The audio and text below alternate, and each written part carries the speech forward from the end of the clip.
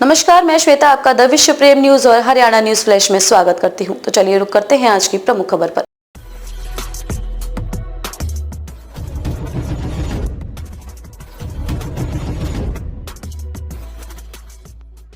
BJP की पहली list में 30% सांसदों को टिकट आखिर क्यों कट रहे हैं? भाजपा नए चेहरों को मौका देगी तो वहीं जो नए सहयोगी दल हैं उनको भी टिकट देगी। जाने पूरा प्लान। उससे पहले कमेंट्स बॉक्स में अपनी राय जरूर रखें। चैनल को फॉलो और शेयर और सब्सक्राइब करें।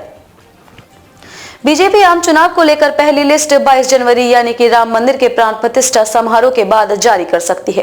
पंजाब, बिहार और महाराष्ट्र में कई सहयोगी एनडीए से बाहर हो गए हैं। ऐसे में इन राज्यों में बीजेपी नए सहयोगियों के साथ या फिर अकेले चुनाव लड़ने की योजना बना रही है। 5 साल पहले बीजेपी ने 3 राज्यों की 56 सीटों पर अपने उम्मीदवार नहीं उतारे थे।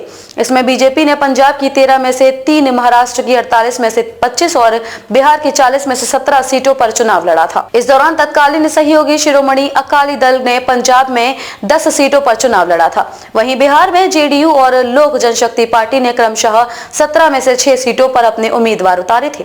साथ ही अविभाजित शिवसेना ने महाराष्ट्र में 23 सीटों पर चुनाव लड़ा था। लोकसभा चुनाव की तैयारियों के बीच बीजेपी अगले कुछ हफ्तों में 160 कमजोर सीटों के लिए उम्मीदवारों की घोषणा करेगी।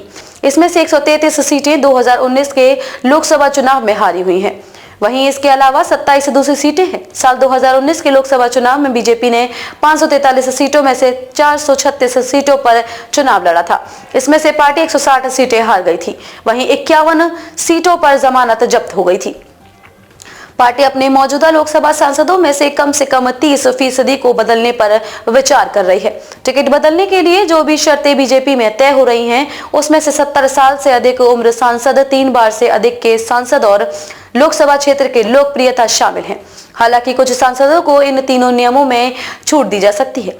केंद्रीय गृह मंत्री अमित शाह ने पार्टी पदाधिकारी बैठक में राष्ट्रव्यापी वोट शेयर को 5 साल पहले हासिल किए गए 37.7% के क्रम से कम 10% बढ़ाने और उन राज्यों में 50% से अधिक वोट शेयर सुनिश्चित करने का आह्वान किया है जहां यह इस बेंचमार्क के करीब है। बीजेपी को गुजरात, हरियाणा, झारखंड, दिल्ली, कर्नाटक, राजस्थान, मध्य प्रदेश, छत्तीसगढ़, उत्तराखंड, हिमाचल प्रदेश और गोवा सहित 11 राज्यों में 50% से अधिक वोट मिले हैं। वहीं 2019 के लोकसभा चुनाव में उत्तर प्रदेश और त्रिपुरा में 49% से मत मिले हैं।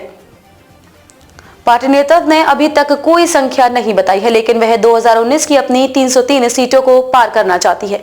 हालांकि कई बार पार्टी फोरम पर इस बार 400 पार का नारा भी लगाया गया है, लेकिन देखना होगा कि बीजेपी कैसे इस बार नए लक्ष्य को हासिल करती है। चैनल को फॉलो और शेयर करें, सब्सक्राइब करें। खबरों में अब तक के लिए बस इतना ही। फिर होगी आपसे मुलाकात ऐसी किसी बड़ी खबर के साथ। तब तक के लिए नमस्कार और देखते रहिए द विश्व प्रेम न्यूज और हरियाणा न्यूज फ्लैश।